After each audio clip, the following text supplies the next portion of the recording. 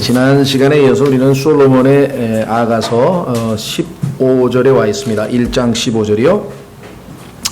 1장에서 우리는 참 주님과의 친밀한 교제를 중심으로 해서 살펴봤었죠. 그래서 4절에 보면 1장 4절에 보면 방이라고 하는 말이 나오죠. 방. 정말 은밀하게, 그렇죠, 사적인 공간, 방이라고 하는 표현이 나오고요.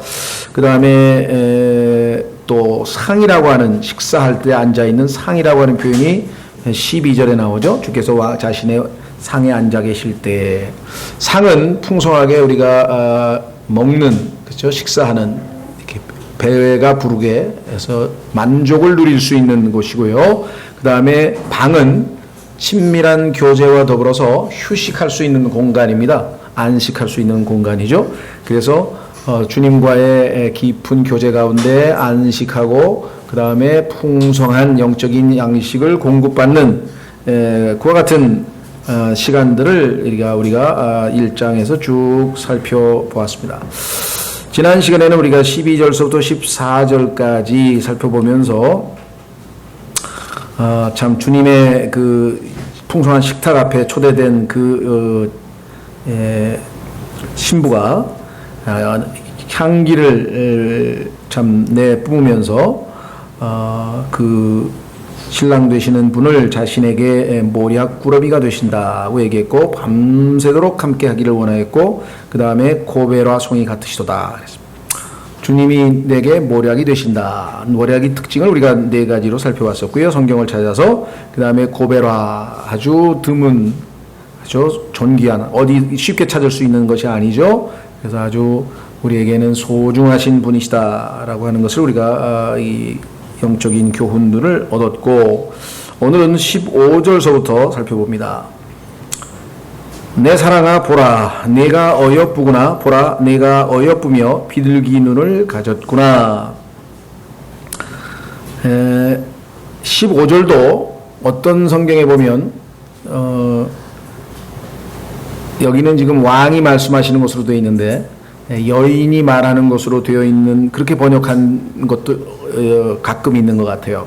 근데 여기서는 왕이 하신 말씀이라고 하는 것을 우리가 알 수 있는 그 근거는 거기에 보시면 내 사랑아 라고 하는 표현입니다. 내 사랑아.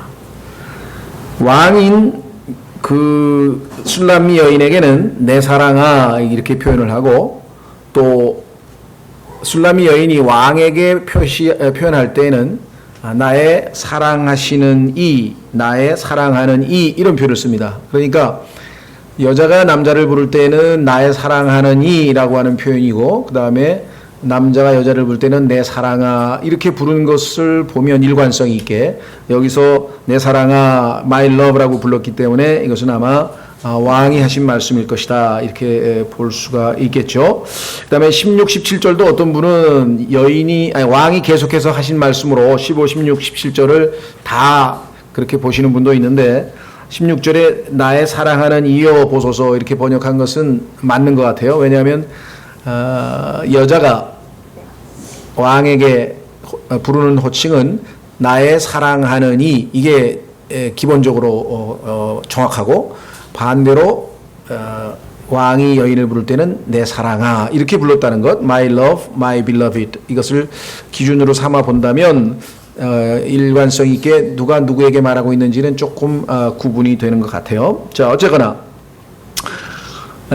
내 사랑아 보라 내가 어여쁘구나. 주님과의 깊은 교제 가운데에서 주님에 대한 신앙 고백을 하고 있는 이 주님의 몸된 교회를 바라보시는 주님께서 보시면 당연히 어여쁘다라고 이렇게 칭찬을 하셨군요. 보라 내가 어여쁘며 비둘기 눈을 가졌구나. 이렇게 우리가 원래 어여쁜 게 아니고 어여쁘게 된 것이죠. 그것은 한번 확인해 보겠습니다. 솔로몬의 아가서 1장 그 앞부분에 가보시면 5절에 1장 5절에 너희 예루살렘의 딸들아 내가 검지만 아름다우니, 주님과의 교제 끝에 자기가 검다, 자기가 참 죄인이라는 사실을, 자신의 실제 모습을 발견하고 자기를 인식한 다음에 그럼에도 불구하고 주님으로 말미암아 자신이 아름답게 됐다는 것을 인식하고 있죠.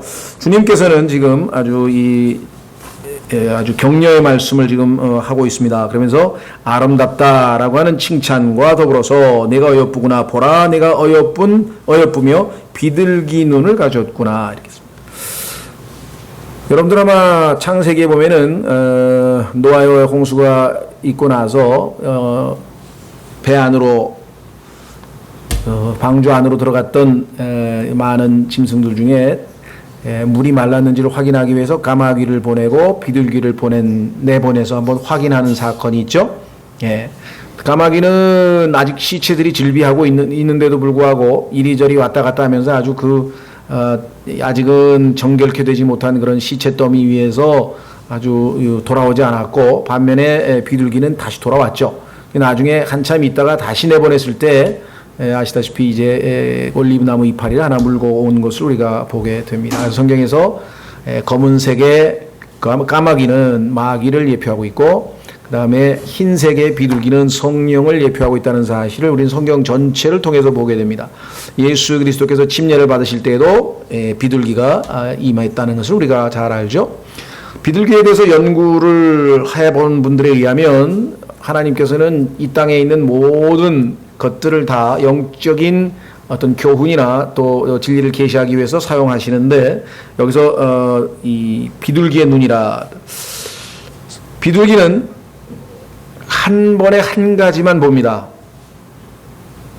시력이. 그러니까 한 곳에 정확하게 한 곳만 응시하지 눈을 이리저리 굴리면서 여기저기 이 까마귀처럼 이렇게 호기심을 보이고 이렇게 하는 법이 없어요. 그래서 아주 순결하다, 정결하다, 단순하다, 이렇게 얘기할 수 있고, 또 비둘기의 이 여러 가지 특징들을 우리가 이 동물학자들이, 새를 조류학자들이죠, 연구를 한 것을 보면 성령님의 특성과 많이 맞아떨어진다, 이렇게 얘기를 합니다. 그래서 뭐 그것을 우리가 얼마만큼까지 다 일일이 적용해야 될지 그것까지는 모르지만, 적어도 성경에서 성령께서 이 비둘기처럼 내려왔다는 그 말씀을 보게 되고, 또 창세기에서 예표적으로 첫 번째 언급에서 비둘기에 대해서 말씀한 걸 보면 그 눈은 순결한 눈이고 영적인 통찰력이 있고, 그렇죠? 한 번에 한 가지만 바라보는 눈이고, 그래서 마태복음 6장에도 예수님께서 눈에 대해서 언급을 하셨습니다. 확인해 보겠습니다. 마태복음 6장 22절에 보면 눈이 우리의 영적 생활에서 차지하는 비중이 얼마나 큰가, 아주 결정적이죠. 한마디로 하면은 마태복음 6장 22절 몸의 등불은 눈이니 그러므로 내 눈이 단일하면, 이 단일한 눈을 가진 게 비둘기 눈이라 이 말이죠. 내 온몸이 빛으로 가득하되 내 눈이 악하면 내 온몸이 어둠으로 가득하리라. 그런즉 내 안에 있는 빛이 어둠이 되면 그 어둠이 얼마나 크겠느냐. 그래서 지금 마귀는 온 세상을 순결하지 못한 것으로 다 도배를 해놨습니다. 그렇죠? 선전, 광고, 심지어는 이제 뭐 지하철, 그 다음에 버스, 그 다음에 그다음 뭡니까? 그러니까 온 세상을 다 지금 이 우리의 눈이 범죄할 수 있는 그러한 유혹거리로 다 도배를 해놨어요. 거기다가 소위 말하면 이 모든 이 오디오, 비주얼 문화를 만들어놔서 요즘은 이제 뭐든지 다 아주 그 스마트폰으로, 또 미디어를 통해서 인터넷으로 뭐든지 다 볼 수 있게 완전히 지금은 그 마귀가 이 눈을 장악했기 때문에 영적으로 성령으로 충만하기 전에는 이 땅에서 신앙생활 한다는 게 거의 아주 불가능할 정도의 상황까지 지금 와 있습니다. 지금. 그래서 예수님께서 악하고 음란한 세대라고 얘기를 했죠. 이 세대를. 근데 지금 주님께서도 지금 말씀하고 계신 거예요.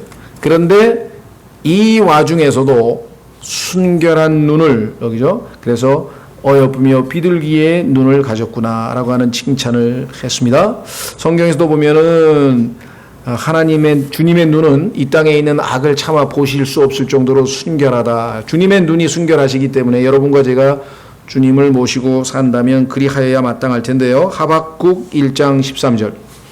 하박국 1장 13절에 보시면 주님께서 우리의 주님이 가지고 계신 순결한 눈에 대해서 언급하고 있음을 보게 됩니다. 하박국 1장 13절, 하박국 1장 13절.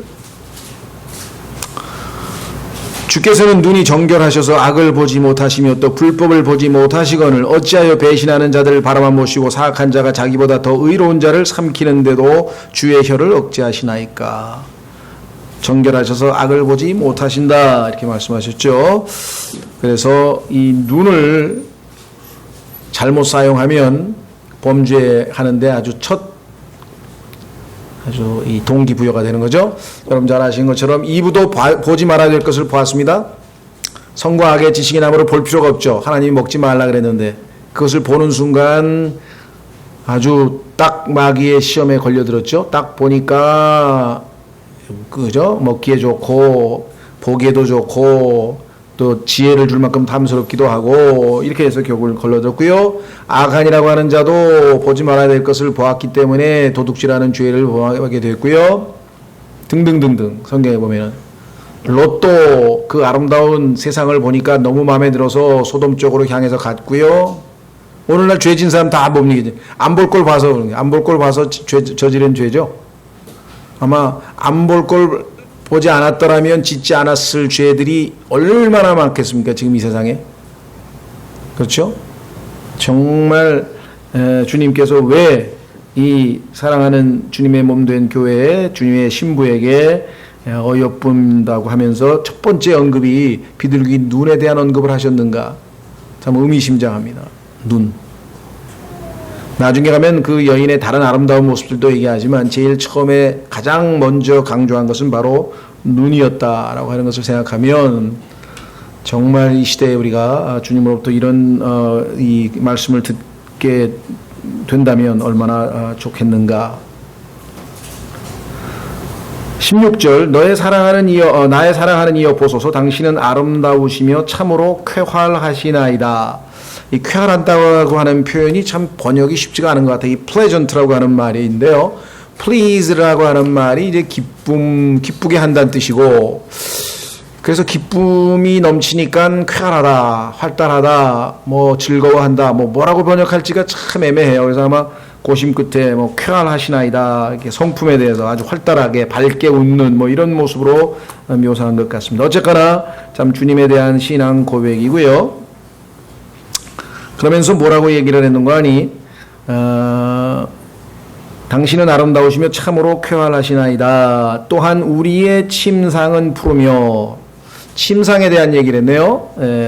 자, 아까 상, 테이블, 이번에는 베드죠. 안식과 만족을 누리는 장소, 친밀한 교제 장소라 이렇게 말씀을 드렸습니다. 그런데 푸르다는 거예요. 여러분 주님이 목동이고 우리가 목자고 우리가 양이라고 비유를 한 시편 23편으로 가면은 푸른 초장으로 인도하신다 이런 표현이 나와 있죠. 우리 집에 들보는 백향목이요 석가래는 전나무이니다. 그러니까 실제로 집을 백향목과 석가래로 전나무로 지었다 이렇게 볼 수도 있겠죠. 예를 들면 구약에서 성전을 지을 때 지은 재료이거든요. 이게 백향목과 전나무는 아주 최고의 그 제목으로서 성전을 지을 때 사용했던 것이기 때문에 그런 의미도 있지만 문맥으로 봐서는 요즘 세상 말로 정말 이 아웃도어인 것 같아요. 아웃도어. 그렇죠? 바깥에 아주 정말 아름다운 그 에덴의 동산의 모습처럼 그와 같은 곳에서 아주 이 친밀한 교제를 나누는 모습 우리가 여기서 보게 됩니다. 자, 그래서 시편 23편에 보시면 푸른 초장으로 우리를 인도하시는 주님의 모습이 나와 있죠. 시편 23편 주는 나의 목자시니라고 하는 그 유명한 시에서 주님께서 뭐라고 고백하나 보십시오. 주는 나의 목자시니 내게 부족함이 없으리로다. 그분께서 나를 푸른 초장에 누이시며, 침상이잖아요. 푸르다, 침상은 푸르다. 잔잔한 물가로 인도하시고 내 혼을 회복시키시며 자신의 이름을 위하여 의의 행로들로 나를 인도하시는도다. 참으로 내가 사망의 그늘진 골짜기를 다닐지라도 해악을 두려워하지 아니하리니 주께서 나와 함께 계시며 주의 막대기와 주의 지팡이가 나를 위로하시나이다. 주께서 내 원수들의 얼굴 앞에서 내 앞에 상을 차리시고, 아까 14절 우리가 상 차리는 걸 보았는데요. 기름을 내 머리에 부으시니 내 잔이 넘치나이다. 내 평생의 선하심과 긍휼이 정녕 나를 따르니 내가 주의 집에 영원히 거하리로다. 아까 주의 집 성전은 어떻습니까? 재료가 백향목과 잣나무라 그랬는데, 전나무. 모든 게 연결이 되어 있죠. 신학적으로 우리 그리스도인들에게 적용한다면 정말 우리가 주님과의 친밀한 교제를 하는 가운데 우리가 예수 그리스도의 거처, 영적인 거처라고 그랬죠. spiritual habitation, 영적인 거처로 지어져 간다 그랬죠.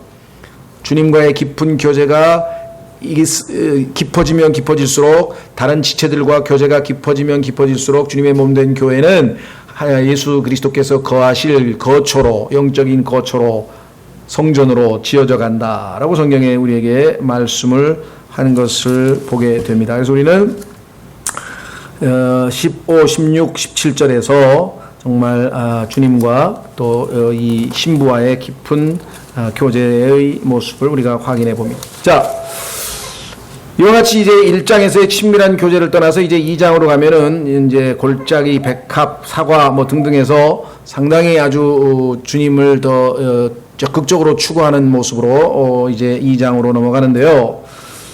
2장 1절 또한 두 가지 해석이 가능한데, 나는 샤론의 장미요 골짜기의 백합이로다.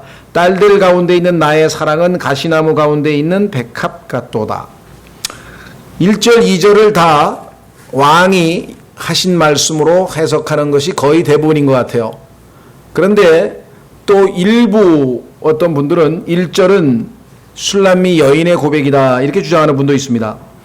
그래서 나는 샤론의 장미요 골짜기의 백합이로다 라고 하는 고백은 자기가 주님 앞에서 아주 겸손한, 이 세상에 아주 수수하고 아주 이런 크게 두각을 나타내는 그런 게 아니라 이 골짜기에 숨겨져 있고 또 광야에 펴 있는 그런 장미 같은 그러한 존재라고 하는 자기 자신의 신분에 대한 자가 인식이다 이렇게 해석하시는 분들도 계신 것 같아요. 근데 아무리 봐도 예수 그리스도께서 요한복음에서도 자신의 에 관해서 계시하실 때 사용하셨던 나는 뭐뭐이다 라고 하는 표현이 성경에 여러 번 나오죠. 네. 출애굽기 3장에서 그 자신의 이름을 밝히셨는데 그 I am이라고 하는, 나는 스스로 존재하는 자라고 할 때 그 이름이 요한복음에서 반복해서 나오는데, 여기서도 I am, 나는 뭐뭐요 했을 때 이때의 그 I am은 단순한 표현이 아니라 정말 예수 그리스도의 칭호 가운데 하나인 나는 스스로 존재하는 자다, 나는 이다 라고 하는 이름과 맞닿아 있다. 우리가 이렇게 본다면 우리가 이 1절을 왕이신 예수님이 하신 것으로 보는 것이 더 옳지 않겠는가 그렇습니다. 실제로 여러분 아시다시피 우리 찬송가에서도 지금 방금 불렀습니다마는 저 산 밑에 백합화라고 했을 때, 골짜기 산 밑에 백합화 했을 때 이 2장 1절을 예수 그리스도로 해석해서 지금 찬송가도 나와 있죠. 자, 우선 샤론의 장미에 대해서는 이사야서 35장으로 가보겠습니다. 성경에 보면은 이사야서 35장에 사막에 장미꽃이 피는데 거기 역시 샤론이라는 장소가 나오죠. 성경적으로 봤을 때 예수 그리스도께서는 궁극적으로 재림하셔서 이 샤론의 장미가 되어주실 분이다. 한번 확인해 보겠습니다. 예, 이스라엘 민족의 미래를 아주 밝고 아름답게 장식하실 분. 이사야서 35장 1절에 광야와 적막한 곳이 그것들로 인해 기뻐하며 사막이 즐거워하고 장미같이 피며, 이 장미라고 하는 단어가 성경에 여기에 딱 두 번 나오는 거예요. 그렇다면은 연관성이 있다고 봐야 되겠죠. 무성하게 피어 기쁨과 노래로 즐거워하고 레바논의 영광과 갈멜과 샤론에 뛰어난 것을 얻으리라. 그렇죠? 예루살렘의 남쪽에 있는 한 지명 이름인데요. 광야 넓은 평원 이름인데요. 그들이 주의 영광과 우리 하나님의 뛰어나심을 보리로다. 그래서 35장에 나와 있는 것은 이스라엘의 미래 회복과 관련된 내용입니다. 그렇다면은 예수 그리스도께서 나는 샤론의 장미요라고 했다면 이스라엘의 회복과 아울러서 영적으로는 모든 광야에, 그렇죠? 우리 그리스도인들도 출애굽기에서 광야 생활을 하면서 이제 가나안 약속의 땅을 향해 가고 있지 않습니까? 그 광야에서 아름답게 우리와 동행하시는 아름다운 모습으로 피어있는 예수 그리스도. 그래서 우리는 샤론의 장미를 예수 그리스도로 볼 수 있겠다. 비슷한 표현이 요한복음에 보면 나는 길이요 진리요 생명이라고 하신 말씀도 있고요. 나는 세상의 빛이다 라고 말씀도 하셨고요. 나는 이다라고 하는 표현, 나는 샤론의 장미다 이런 표현이 많이 나오죠. I am이라고 하는 표현이, 나는 하나님의 아들이라는 표현도 나오고, 예수님은 하나님의 어린 양이다 라는 표현도 나오고요. 나는 선한 목자다 이런 표현도 나오고. 그래서 스스로가 I am이라고 하는 표현을 요한복음에서 반복해서 사용하시면서 자신이 누구이신지를 밝혔다면 우리도 1절에 나와 있는 샤론의 장미와 골짜기의 백합은 예수 그리스도로 보는 것이 좋겠다. 그렇죠?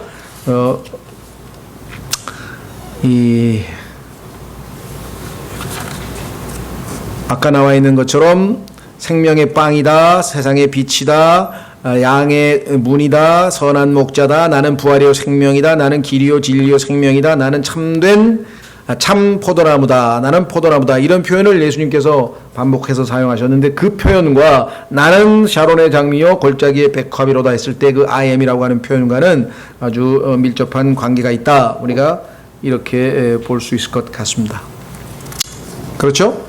그 다음에 골짜기의 백합화라 그랬네요. 근데 여기 보면 골짜기만 우리는 지금 단수로 되어 있는데 실제적으로는 골짜기들이라고 복수로 되어 있어요.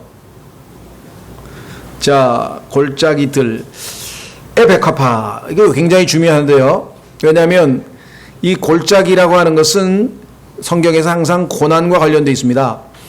그래서 높은 곳에 있는 산, 그 다음에 골짜기, 그 다음에 다시 올라가면 산. 그래서 산과 골짜기라고 하는 것은 우리의 신앙생활에 있어서의 참 이 좋은 순간과 또 고통스러운 순간을 우리가 예표하고 있다고 본다면, 골짜기들이 우리의 신앙생활의 여정에는 한두 개가 아니겠죠. 다양한 골짜기들이 있습니다.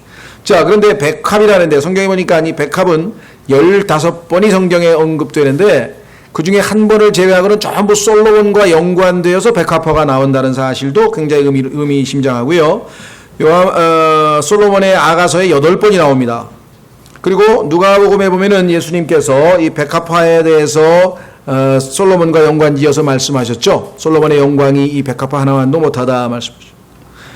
그리고 지금 우리 문화에서는 어떤지 모르겠네요. 서양 문화에서는 이 백합화라고 하면은 결혼식과 장례식에 동시에 자주 등장하는 꽃입니다. 결혼식에도 자주 등장하고 그 다음에 장례식에도 자주 등장하는 것인데, 그래서 죽음과 결혼을 동시에 예표하고 있는데, 백합이 묘하게도 예수 그리스도께서는 혼인을 하시기 위해서, 다시 말하면 신부를 얻기 위해서, 신부를 위해서 죽으신 분이에요. 그래서 예수님께서 백합화라고 하는 것은 자신의 정체성에 관해서 우리에게 뭔가를 크게 암시해 주고 있는 것이겠죠. 신부를 얻기 위해서 죽으신 분, 그런데 죽음과 결혼을 상징하고 있는 백합화가 바로 본인이라고 이렇게 말씀을 하셨고요. 또 백합화는 부활과도 연관이 되어 있습니다. 따라서 우리는 예수 그리스도께서 골짜기에 백합화시고, 2절에 나와 있는 가시나무 가운데 있는 백합화는 그리스도인, 예수 그리스도를 닮아가고 있는 그리스도인의 모습으로 우리가 살펴볼 수가 있겠죠. 자, 그러면 골짜기들의 백합화라 그랬는데, 이 골짜기가 한두 개가 아닌데 성경에 보면은 여러분과 제가 이 땅에서 신앙생활을 하는 가운데, 살아가는 가운데 여러 번에 걸쳐서 이 골짜기를 통과하게 되는데, 첫 번째 골짜기는요, 창세기 14장에 나오는 시딤 골짜기라고 합니다. 시딤 골짜기는 여러분 아시는 것처럼 진흙구덩이죠. 진흙구덩이, 성경에 보니까 한마디로 하면 죄의 골짜기라고 할 수 있습니다. 소돔과 고모라가 있었던 장소입니다. 거기에 보면은 사악함이 있고 관능적인 죄가 있고 온갖 추악한 모습들이 아주 가득 차 있는 곳. 여러분과 제가 과거에 이 땅에서 예수 그리스도를 만나기 전에 통과하고 있었던 그 골짜기, 죄악의 골짜기, 그게 바로 시딤 골짜기입니다. 그런데 주님께서 우리를 건져내셨죠? 자신의 죽으심을 통해서 우리를 건져내셨어요. 그래서 그분께서는 골짜기들의 백합화시다. 아름답게 피어있는 아름다운 그 순결하신 그 예수 그리스도를 발견하고 우리가 그분을 우리의 구원자로 영접을 해서 우리는 이 골짜기를 통과하게 됩니다.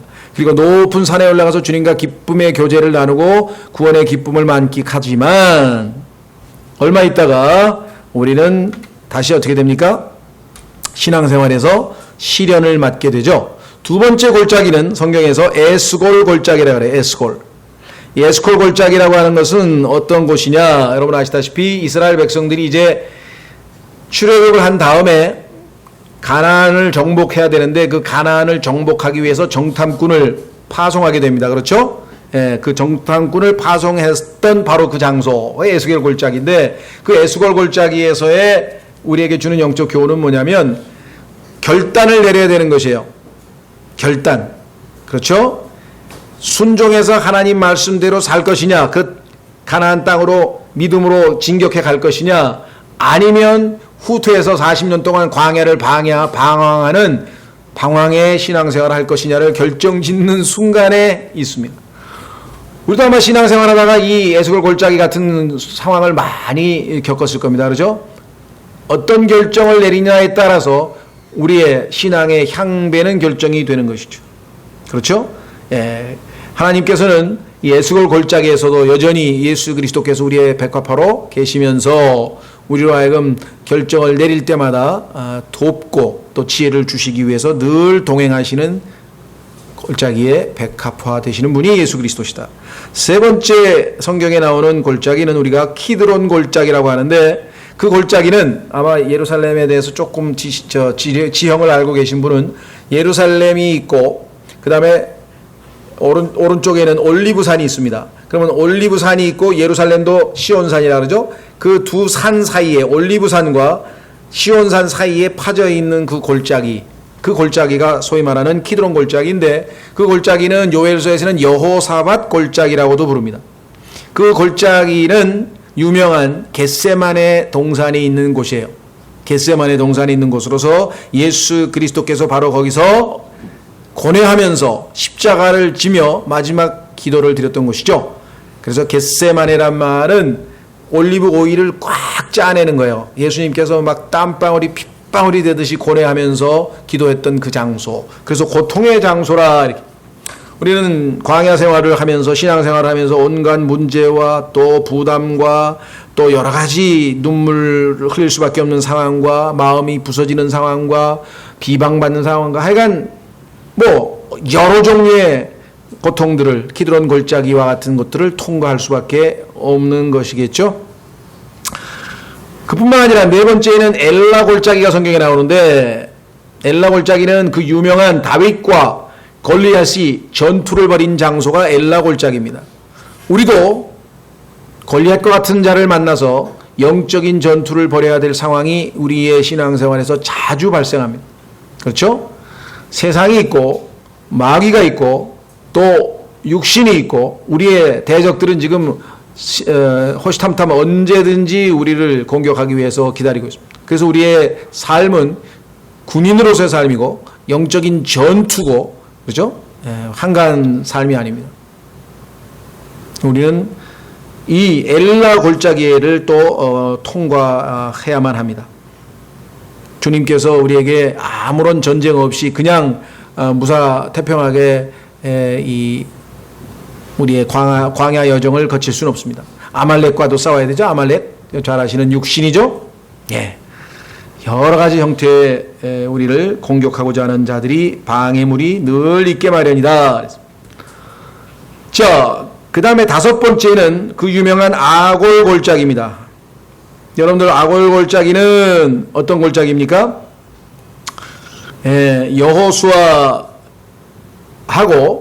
여호수아가 이제 여리고를 정복하고 두 번째 전쟁인 아이 전투에서 패배를 당하죠. 아이전투에서 패배당한 다음에 도대체 누가 죄를 졌길래 하나님께서 우리에게 패배를 안겼느냐 하고서는 쫙 검토해보니까 아간이라고 하는 자가 하나님께서 다 없애라고 하는 것 중에 바벨론제 금덩어리 뭐 이렇게 싹 숨겨가지고 딱 자기 텐트에다 숨겨놨죠. 바닥에다가. 그래서 그를 색출해내게 됩니다. 그리고 돌로 쳐서 죽이게 되죠. 그렇죠? 예. 죄에 대한 징계의 골짜기. 우리도 이 땅에서 주님을 섬기다가 정말 하나님 앞에 많이 맞죠? 예. 하나님께서 때로는 인내하시고 때로는 인도하시고 때로는 경고하시고 그렇지만 정말 어떨 때에는 강력한 징계로 우리로 하여금 교훈을 얻고 다시금 하나님 앞에 굴복하고 새 출발할 수 있는 그와 같은 기회를 여러 번 주시게 되어 있습니다. 그래서 우리의 죄가 하나님 앞에 낱낱이 다 드러나서 그렇죠? 심판받는 그런 악골 골짜기도 역시 우리는 통과할 것이다. 그렇습니다. 그뿐만 아니라 소위 말하면 사망의 골짜기. 우리가 아까 우리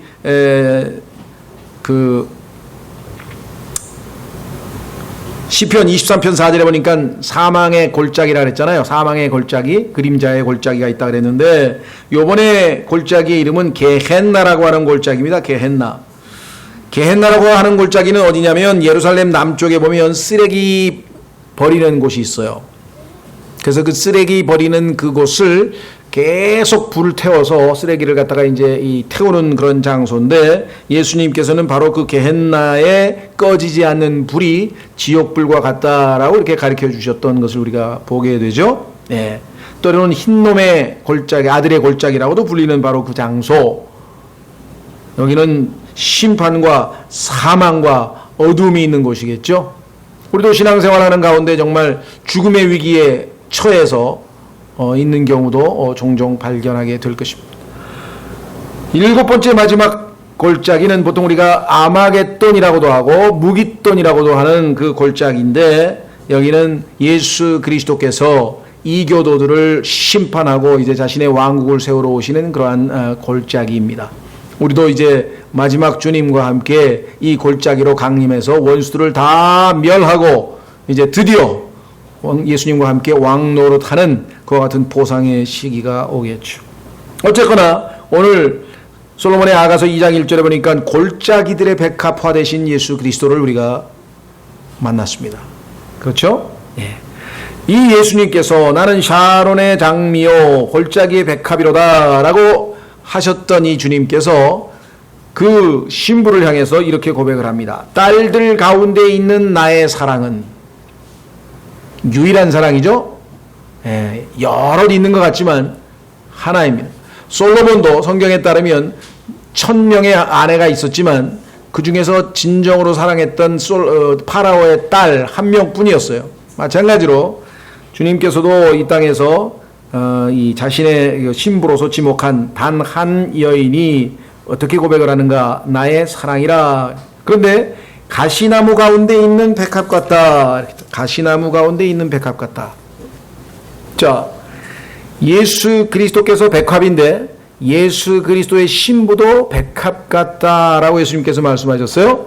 우리는 그리스도를 닮은 사람들, 그래서 우리를 크리스찬이라고 합니다. 세상 사람들은 우리를 크리스찬, 예수님 닮았다 그랬는데 정말 얼마나 닮았는지는 뭐 우리 책임이겠죠. 그리스도, 그리스도인. 그 다음에 예수님께서는 세상의 빛이라 그랬는데 마태복음에는 뭐라고 말씀하셨습니까? 예수님께서 너희는 세상의 빛이라.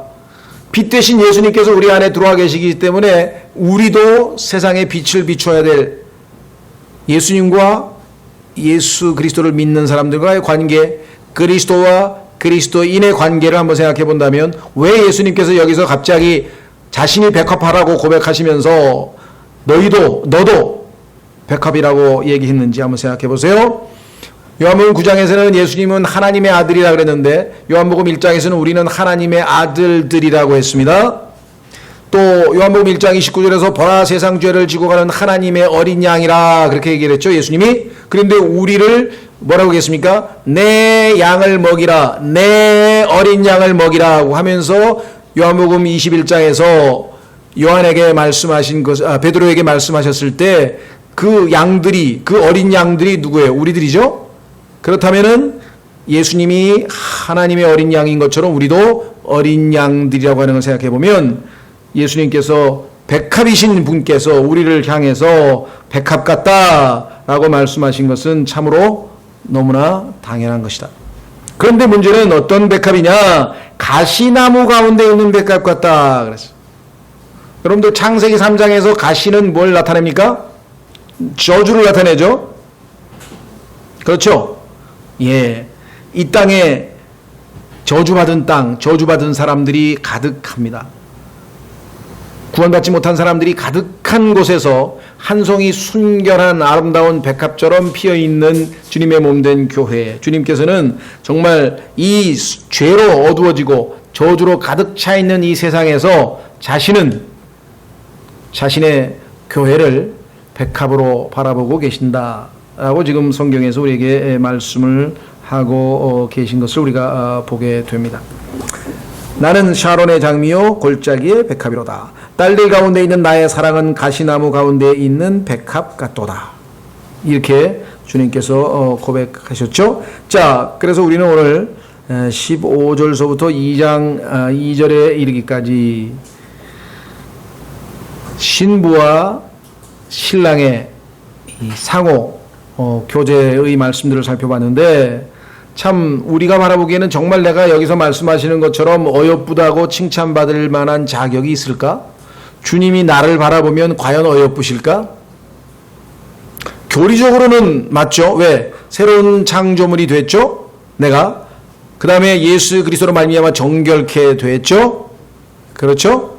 예.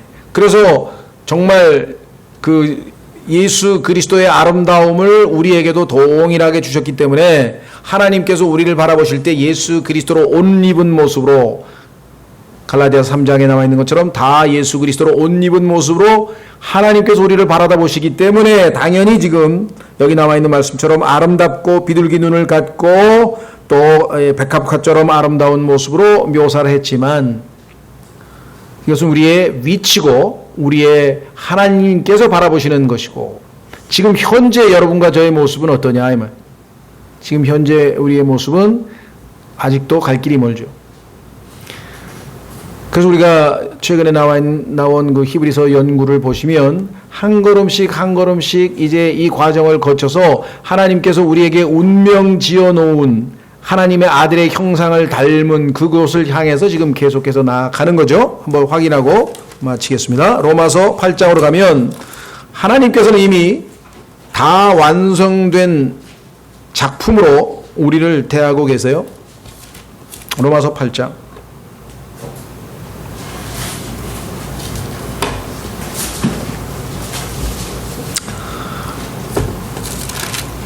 로마서 8장 28절. 로마서 8장 28절에 우리가 알거니와 하나님을 사랑하는 자들 곧 그분의 목적에 따라 부르심을 받은 자들에게는 모든 것이 합력하여 선을 이루느니라.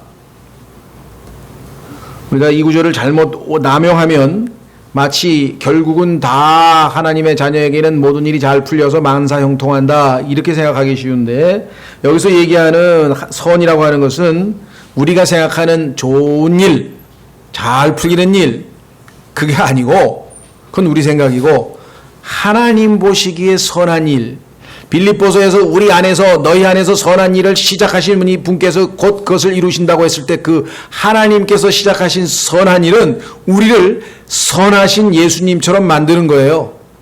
우리도 선한 사람으로 만들어 버리시는 거예요. 아예. 그래서 29절에 그분께서는 자신이 이미 아신 자들을 그분은 전지하시니까 미리 아셨죠. 우리를 또한 예정하셨고 자신의 아들의 형상과 같은 모습이 되게 하셨나니 이것이 하나님이 정하신 선이에요. 선. 이것은 그분이 많은 형제들 가운데서 처음 난 자가 되게 하려 하심이니라. 뿐만 아니라 그분께서는 자신이 예정하신 그들을 또한 부르시고 자 called 과거 시제로 나와 있습니다. 두 번째 자신이 부르신 그들을 또한 의롭다 하시고 역시 과거 시제로 나와 있습니다.